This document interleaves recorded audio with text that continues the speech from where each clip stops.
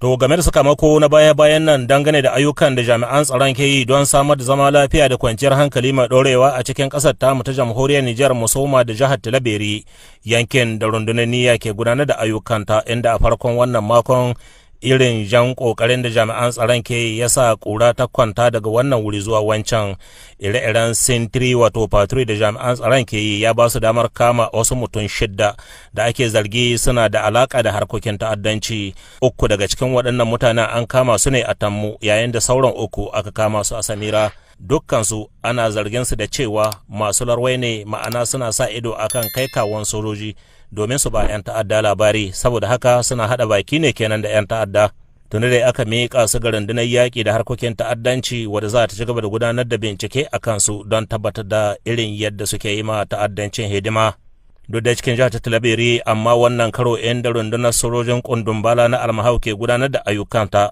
A ranar Talata 8 ga watan Oktoba wajen karfe 11:30 na rana, wasu jami'an tsaro na haɗin gwiwa da ke sintiri sun yi nasara kama wata mota Land Cruiser baka ɗauke da karton 40 na taba sigari samfarin Yes ta hito daga Najeriya.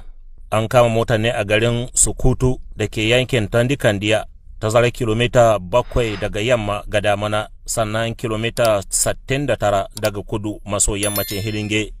A cikin jihar Doso, inda rundunar Damisa ke gudanar da ayyukanta a ranar 6 ga watan Oktoba dinnan da muke ciki, jami'an tsaron sun gudanar da wani samame a yankin kudu maso gabas ga ɗan Katsari kusan iyaka da Nijeriya. Babban manufan wannan samamen shine gano wani gargen dabbobi da 'yan bindiga suka sata a yankin Zuragan, wata makiyaya da ke yankin kudu ga ɗan Katsari. Yayin wannan samamen dai an fuskanci ɓarin wuta tsakanin 'yan bindigan da kuma jami'an tsaro kusan garin Tagimba da ke cikin ƙasar Najeriya. To amma duk da ruwan wutan da 'yan bindigan suka riƙe ma jami'an tsaron ba su ja da baya ba, sun danna inda suka ci gaba da gudanar da binciken da suke yi har sai da suka gano dabbobin da aka sata. A jimilce dabbobi 104 ne, daga ciki saniya 29, tumaki 75 jami'an tsaron suka gano cikin wani daji da ke bakin iyakar Nijeriya. Wurin ma ba ya da nisa da inda aka yi barin wutan da 'yan bindiga. Dukkan dabbobin dai jami'an tsaron sun kai su a dogon tafki inda aka miƙa su ga masu su.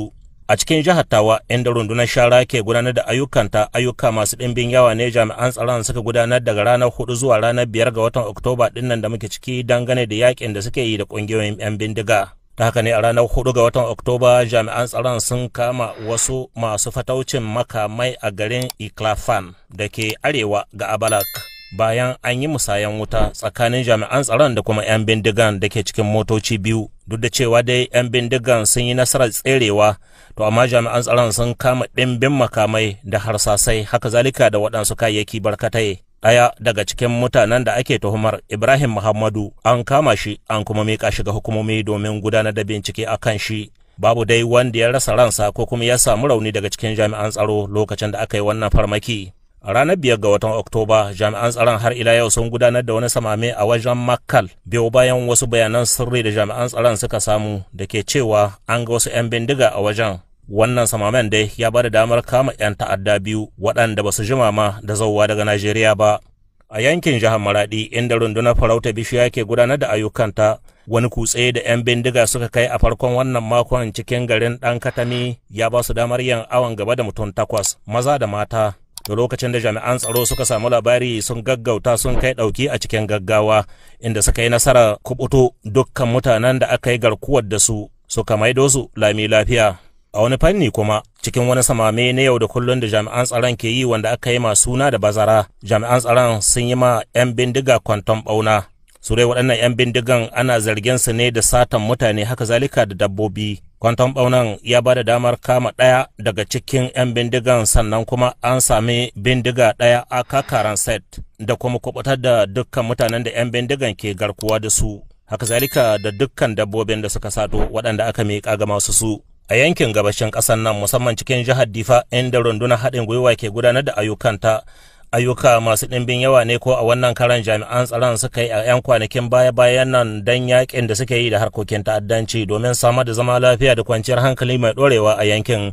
Ta haka ne a ranar 6 ga watan Oktoba a Boso, 'yan ƙungiyar Boko Haram ba su ji da daɗi ba, saboda jami'an tsaron sai nasarar kama wani babban dakaran ƙungiyar ta Boko Haram wanda ake jin yana faɗi a ji a cikin ƙungiyar. Shi dai wannan mutum ya fito ne daga Kishiyandi, ya yi ƙoƙarin ƙetarawa ya je gaɓar Mbulatungur domin kitsa miyagun ayyuka iri-iri don gallaza ma jama'a farar hula. Sannan a ranar 7 ga watan Oktoba har ila yau wasu jami'an tsaron da suka kai wani samame a garin anguwar Fulani kusan mai ruwa ta ba su damar hana yin awon gaba da wasu mutane. A jimilce 'yan bindiga 3 ne aka kama, 'yan shekara 20 zuwa 22, dukkansu kuma an mika su ga hukumomi domin gudanar da bincike a kansu. Babu dai wanda ya jimu ko ya rasa ransa lokacin da jami'an tsaron suka kai wannan samamen. A cikin jihar Agadez, yankin da rundunar garkuwa ke gudanar da ayyukanta a cikin yankin tsaro na 2 da na 8. Ayyuka masu ɗimbin yawa ne jami'an tsaron suka yi a cikin wannan makon domin ƙarfafa maganar samar da zama lafiya da kwanciyar hankali, musamman yaƙi da 'yan bindiga a cikin jihar ta Agadez. Ta haka ne a Arlit wani babban samame da jami'an tsaron suka yi ya ba su damar kama mutum 129, galibinsu 'yan ƙasashen waje ne,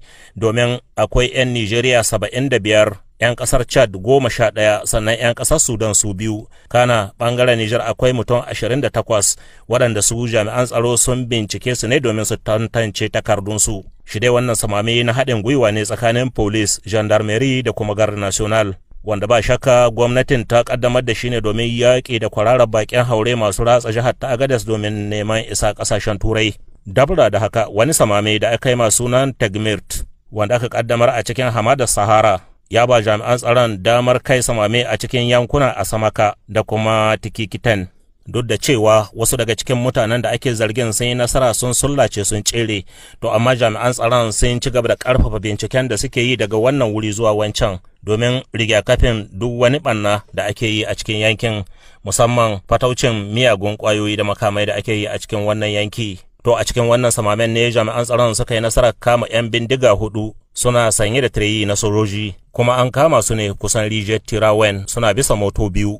Shaida ko hujjojin da aka samu a kansu, musamman a cikin wayoyinsu na salula, an samu hotunansu inda suke cikin shirin kota kwana, wato cikin shirin yaƙi, wanda hakan yake tabbatar da cewa suna da hannu a cikin miyagun ayyukan da ake yi a cikin yankin.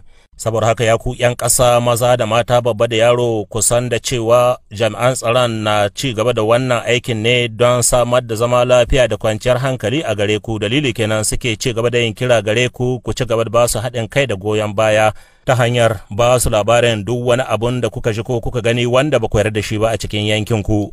Idan kun yi haka, to kun taimaka wajen samar da zama lafiya da kwanciyar hankali mai ɗorewa a cikin ƙasar nan. An ware muku layi da kuke iya kira kyauta kowane lokaci, dare da rana. Sojoji ku kira su a lamba 4040, gendarmerie ku kira su a lamba 4000, sannan 'yan sanda police ku kira su a lamba 8383.